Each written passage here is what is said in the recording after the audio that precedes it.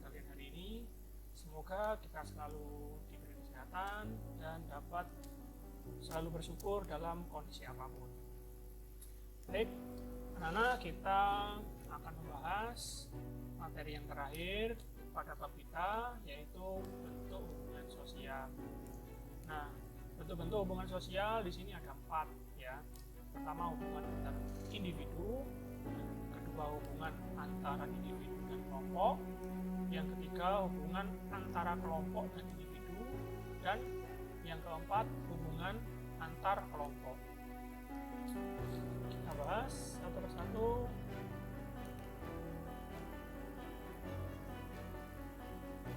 Yang pertama adalah hubungan antar individu.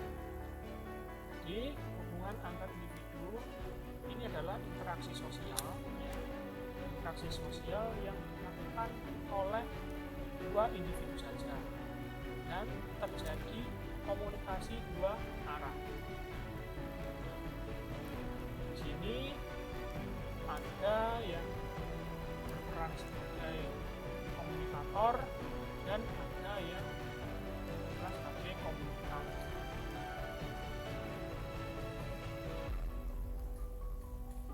Lalu contohnya apa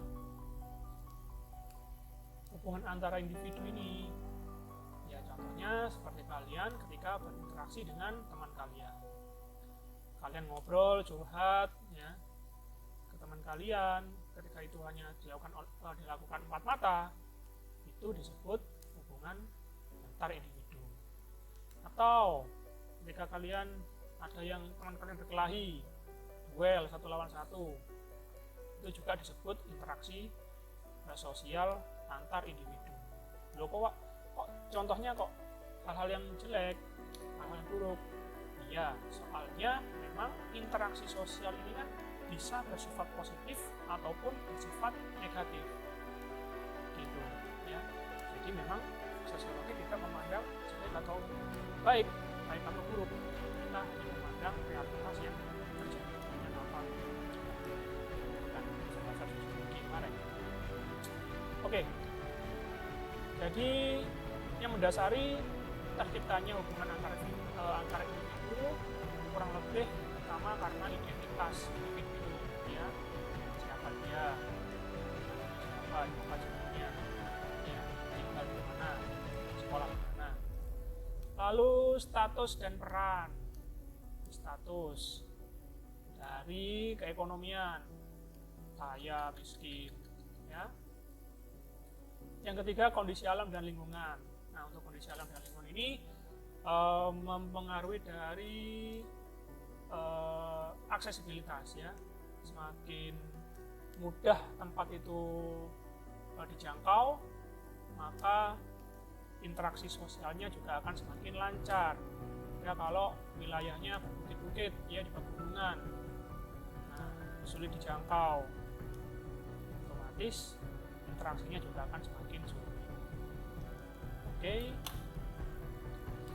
itu yang pertama. Baik, yang kedua ada hubungan antara individu dan kelompok. Nah, nanti yang ketiga itu ada kelompok dan individu, jadi dibalik ya. Nah, nanti jangan sampai tertukar. Nah, kita bahas yang kedua, individu dan kelompok. Ragam hubungan antara individu dengan kelompok. Nah, pertama, hubungan ini bisa terjadi ketika ada individu dia berinteraksi dengan kelompoknya, ya. Seperti halnya ketika kalian berdiskusi kelompok, ya, dengan kelompok kerja kalian, mendiskusikan atau mengerjakan tugas dari Bapak Ibu guru. Yang kedua, hubungan individu dengan kelompok lain. Contohnya seperti apa? Misalnya seperti ini, seperti yang ada di gambar. Ya, seorang guru menyampaikan materi di dalam kelas. Ini adalah bentuk individu dengan kelompok lain, ya. Jadi Bapak Ibu guru memberikan materi, menjelaskan materi ke kelas 10 MIPA 1, MIPA 2 sampai MIPA 7 itu merupakan contoh dari hubungan individu dengan kelompok lain.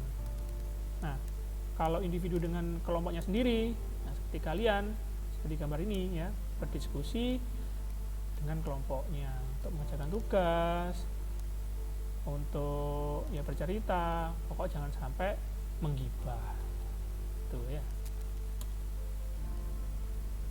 Yang ketiga adalah hubungan antara kelompok dan individu. Ini yang saya katakan tadi.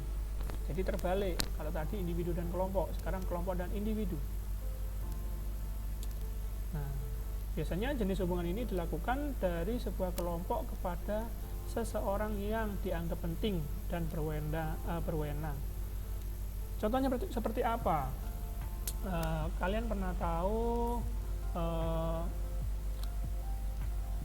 mahasiswa yang melakukan penelitian? Nah, mahasiswa yang melakukan penelitian di tengah masyarakat, ya, mereka itu biasanya membutuhkan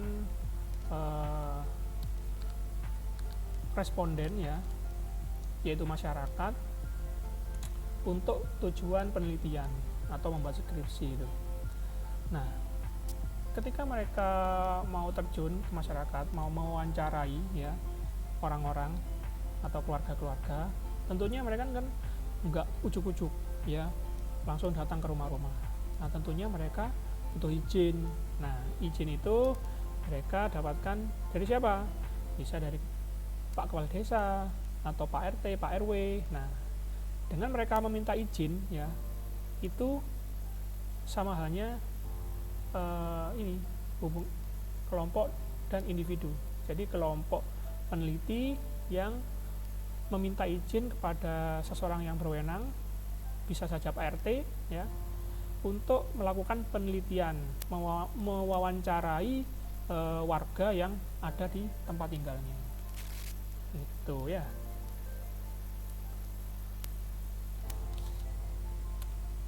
Lalu yang keempat, hubungan antar kelompok dalam masyarakat. Hubungan antar kelompok dalam masyarakat ini bisa dilakukan dengan dua cara. Yang pertama non formal dan formal. Non formal ya. Nah, sebelumnya seperti apa sih contohnya hubungan antar kelompok di sini? Misalnya ya, kelompok masyarakat, organisasi masyarakat ya, seperti Muhammadiyah, NU. Nah, atau kelompok misalnya perusahaan ya, perusahaan A bekerja sama dengan perusahaan B ya, atau juga bisa tadi organisasi sosial, misalnya organisasi NU dan Muhammadiyah bekerja sama mendirikan posko bantuan bencana alam. Nah, ini bentuk dari interaksi antar kelompok. Nah, tetapi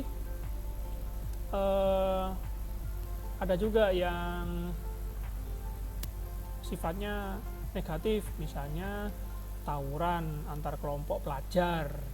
Nah, itu juga bisa dimasukkan ke dalam hubungan antar kelompok yang non formal ya.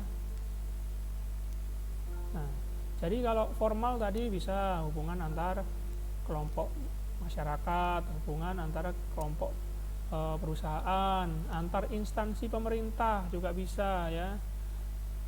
Misalnya kunjungan siswa-siswi SMA Negeri Balung ke sekolah lain. Nah, itu kan juga termasuk hubungan antar kelompok. Nah, sifatnya formal ya, karena melibatkan lembaga. Tentunya ada formalitas di sana. Tetapi juga ada yang non formal ya, misalnya kelompok pengajian ya, mengadakan pengajian umum. Nah, itu bentuknya non formal. Lalu juga ada yang tadi tawuran antar kelompok pelajar sekolah A dan sekolah B. Nah, itu juga suatu contoh. Nah, jadi kalau hubungan antar kelompok ini yang formal, memang cenderung dia sifatnya lebih ke interaksi positif. Tetapi yang non formal ini bisa positif atau bisa negatif bentuknya. Baik, itu penjelasan tentang bentuk hubungan sosial. Jadi bentuk hubungan sosial ini adalah materi terakhir dari bab 2. Untuk selanjutnya, ulangan harian itu saya gabungkan dengan penilaian akhir semester, ya. Jadi tidak ada ulangan harian. Jadi saya gabungkan dengan penilaian akhir semester. Baik, mungkin itu dulu. Terima kasih. Wassalamualaikum warahmatullahi wabarakatuh. Set my heart afire.